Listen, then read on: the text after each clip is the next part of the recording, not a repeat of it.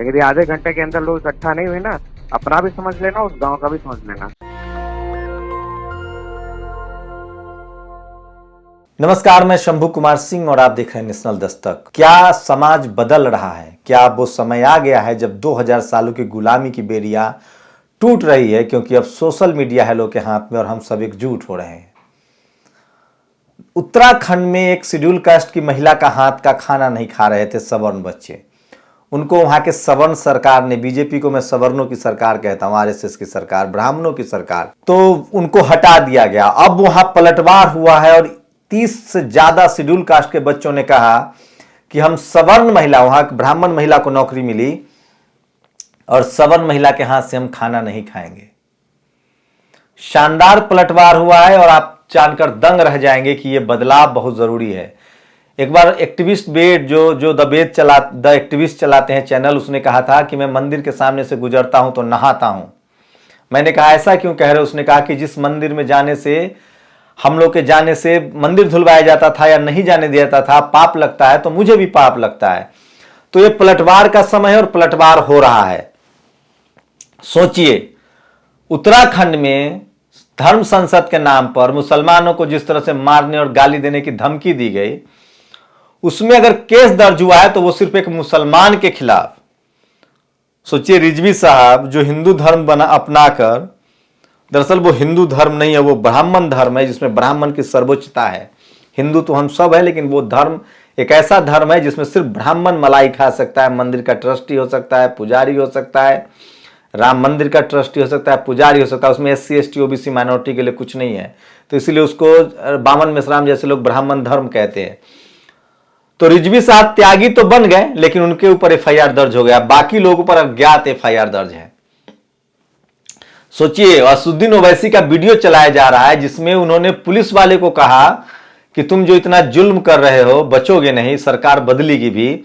जमुनिया का एक SDM का वीडियो वायरल हो रहा है, वो कि यादव मुखिया को कह रहा है कि हमारा कहर बनकर टूटेगा अगर तुम बीजेपी की रैली में अपने लोगों को नहीं भेजोगे तो। SDM कह रहा है। आपको लगता है कि इस देश में जो जातिवादी, मनुवादी और ब्राह्मणवादी लोग हैं वो नियम कानून और संविधान को मानते हैं? अगर मानते तो आज supreme court, CBI, ED, income tax, एक थाना जहां सब ठाकुर समाज के लोगों को भर दिया गया है।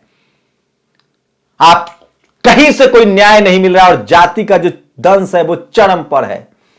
संविधान को कूड़ेदान में डालने की स्थिति आ गई है, कोई नहीं मानने के लिए तैयार है। लेकिन वहीं आप अगर सड़कों पर खड़ा होंगे तब संविधान लागू होगा, और ऐसा हुआ है। 69,000 शिक्षक भर्ती घोटाले में जो मंत्री है यूपी का, वो कह रहा है कि गलती हो गई। क्या उसको माफी देनी चाहिए? गलती की तो सजा होनी चाहिए।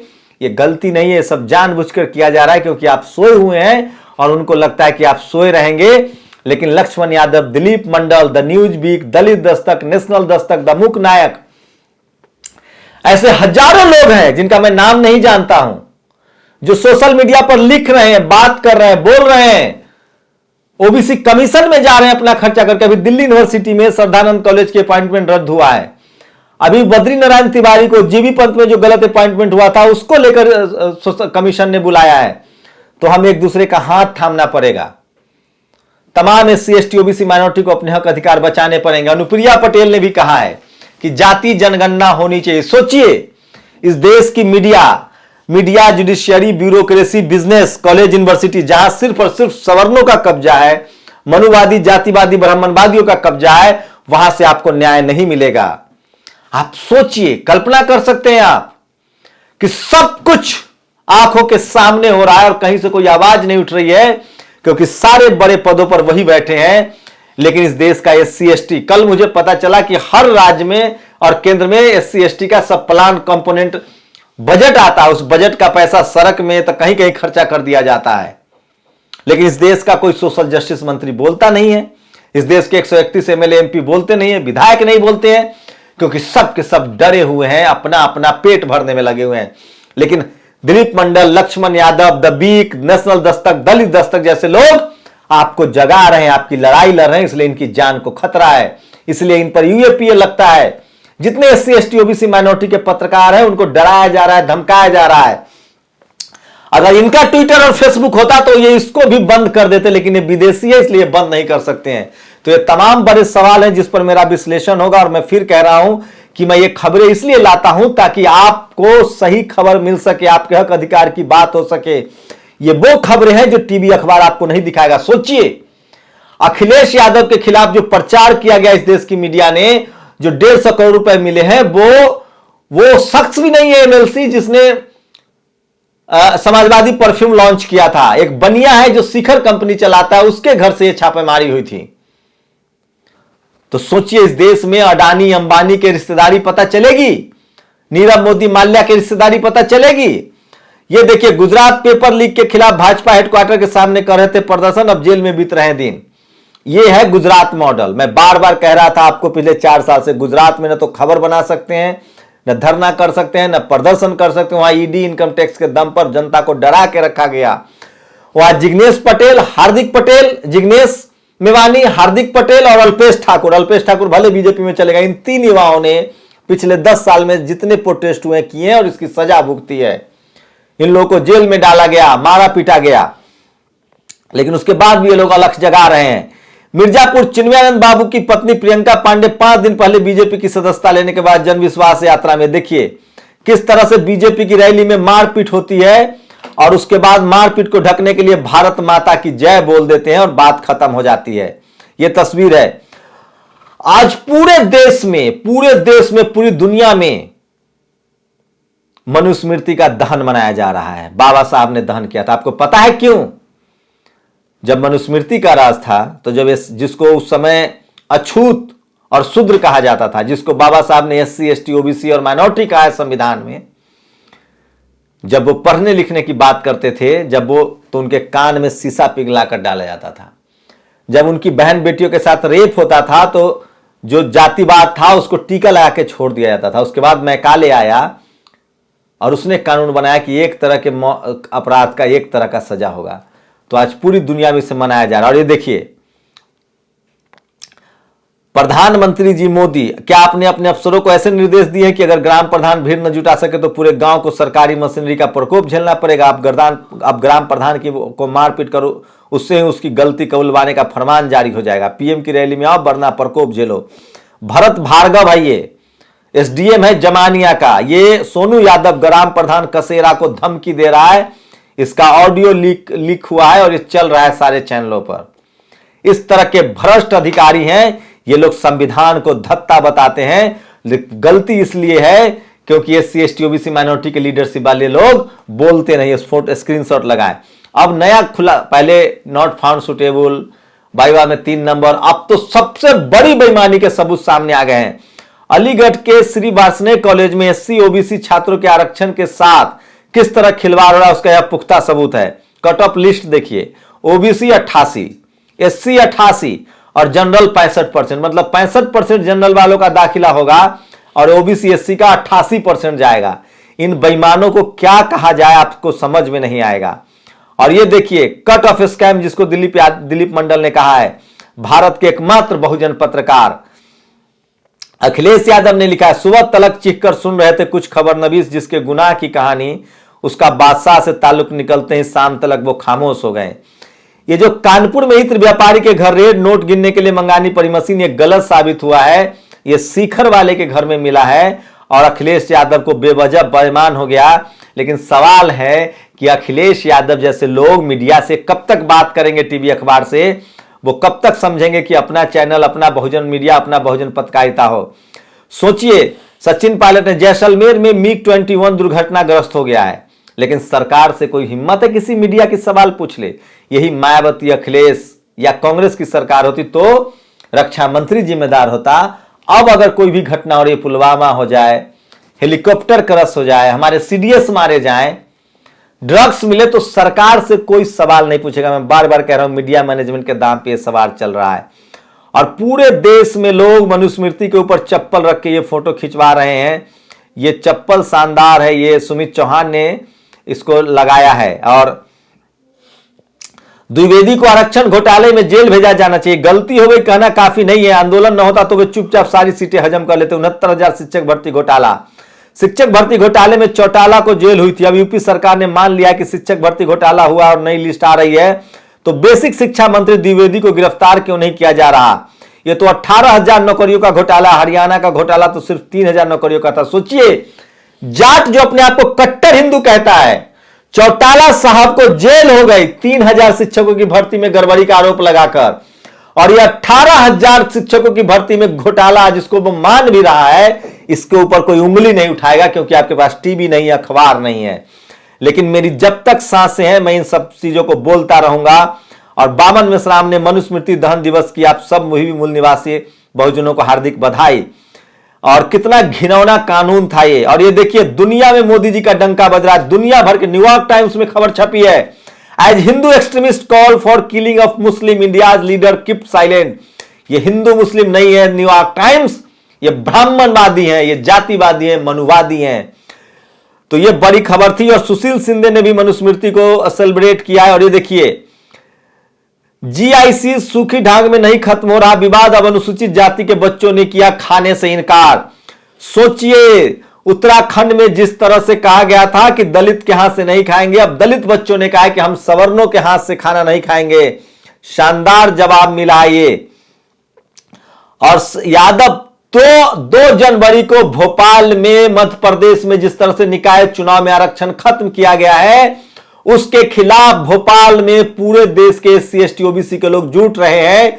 और इसीलिए सख्ते में है शिवराज सिंह चौहान सरकार और लोगों को फुलझड़ी थमा रहे हैं, लॉलीपॉप दे रहे हैं। महोदय, निगम में यादव को आगरा में 40 किलोमीटर तक चलती कार में युवती से किया सामूहिक दुष्कर्म, जबरन बियर पिलाई। ये है उत्तर प्रदेश का कानून।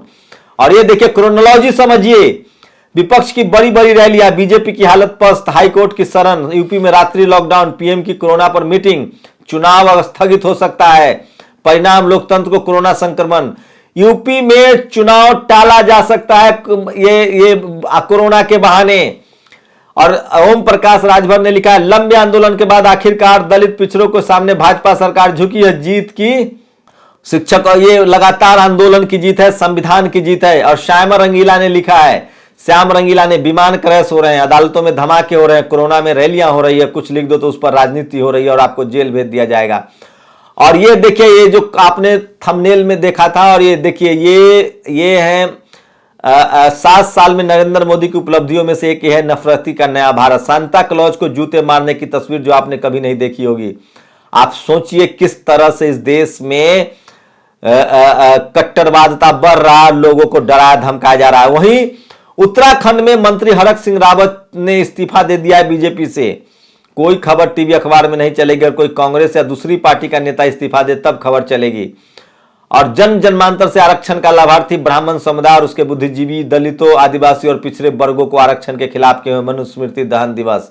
अशोक भारती ने कहा है, आज सतना में उमड़ा जन सैलाब, ओबीसी आरक्षण खत्म करने से आक्रोशित है। वीडियो जरूर लगाइए। ऑफिस ऑफ आनंद राय ने इसको शेयर किया है।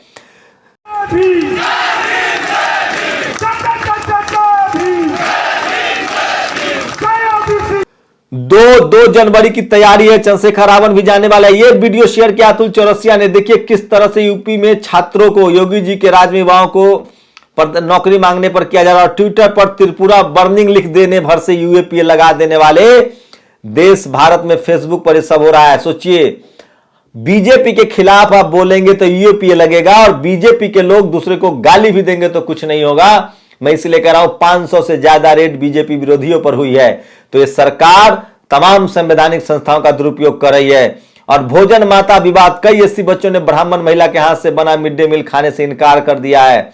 बड़ी खबर है। कल 25 दिसंबर मनुस्मृति दिवस है, आज 25 दिसंबर को इसको लोग सेलिब्रेट कर रहे हैं। और ये वो चिट्ठी है, साफ साफ शेड्यूल कास्ट के बच्चों ने कहा है कि हम खाना नहीं खाएंगे सवर्ण महिला के हाथ से। और पीयूष जैन और पम्मी जैन दो अलग आदमी हैं, दोनों एक दूसरे का एक दूसरे से कोई संबंध नहीं है। कानपुर में पीयूष जैन के घर से 150 करोड़ रुपए मिले हैं, और पम्मी जैन जो है वो समाजवादी पार्टी के एमएलसी हैं, और उसका इन पैसों से कोई संबंध नहीं। क्या मीडिया माफी मांगेगा, ये समझने वाली बात होगी, मुझे तो नहीं लगता है। और ये वो वीडियो पूरा देख लीजिए ओवैसी साहब का। उन्होंने पुलिस को कहा था कि पुलिस वाले सचेत हो जाए कि कानपुर देहात रसूलाबाद पुलिस स्टेशन में एक 80 साल के बुजुर्ग मोहम्मद रफीक को पुलिस स्टेशन में इनकी दाढ़ी नोची गई और उन पर पेशाब किया गया और ये हरकत करने वाले का नाम एसआई है गजेंद्र पाल सिंह।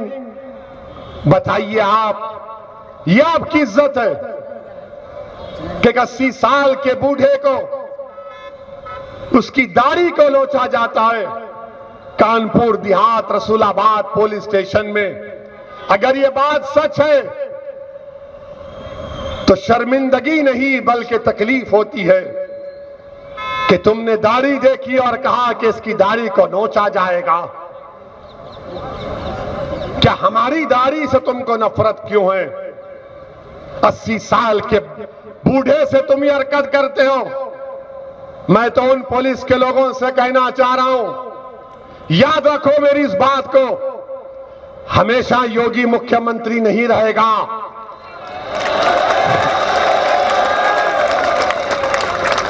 हमेशा मोदी प्रधानमंत्री नहीं रहेगा। और हम मुसलमान वक्त के एतबार से खामोश जरूर हैं, मगर याद रखो हम तुम्हारे जुल्म को भूलने वाले नहीं हैं। हम तुम्हारे जुल्म को याद रखेंगे। अल्लाह अपनी ताकत के जरिए तुमको निस्तो नाबूद करेगा इंशाअल्लाह ताला। और हम याद रखेंगे, हालात बदलेंगे। जब कौन बचाने आएगा तुमको? जब योगी अपने मठ में चले जाएंगे, मोदी पहाड़ों में चले जाएंगे, हो सकता है या कहीं पर जाकर रहेंगे। जब कौन आएगा हम नहीं भूलेंगे, याद रखो। हमारी भी सरकार आएगी, लेकिन उसे बता दिया गया कि ये पुलिस के लिए नहीं था, ये मोदी, योगी और हिंदुओं के लिए था। तो सोशल मीडिया के जरिए किस तरह से नफरत बोए जा रही है, ये सब मैंने आपको बताया। और मैं बार बार कह रहा हूं कि सोशल मीडिया ही सच्चा मीडिया है, सोशल मीडिया ही बहुजन मीडिया है। सोशल मीडिया पर देखिए। और सबसे बड़ी खबर इस समय की, और अब उनके लिए जो कह रहे थे आएंगे तो मोदी ही, सवर्ण समाज के लिए 1 जनवरी से 4 बार से ज्यादा पैसा जमा करने पर भी चार्ज देना होगा, करंट अकाउंट में भी पैसा निकालने पर भी चार्ज देना होगा, गरीबों का बैंक पोस्ट ऑफिस में तय सीमा से ज्यादा बार पैसा निकालने और जमा करने पर भी चार्ज देना होगा। अनिल कुमार ने शेयर किया। ये आज की कुछ बड़ी खबरें थी। क्या ये खबरें आपके लिए जरूरी है? क्या ये खबर देश के लिए जरूरी है? आपकी क्या प्रतिक्रिया, अपनी प्रतिक्रिया जरूर दीजिए। शुक्रिया। नेशनल दस्तक की आपसे गुजारिश है कि अगर इसको बचाना चाहते हैं तो नेशनल दस्तक को सब्सक्राइब करने के लिए रेड कलर के सब्सक्राइब बटन को दबाएं, फिर बेल आइकन की घंटी दबाएं। नेशनल दस्तक को बचाने के लिए बहुत जरूरी है कि हर खबर को शेयर करें, लाइक करें, कमेंट जरूर करें।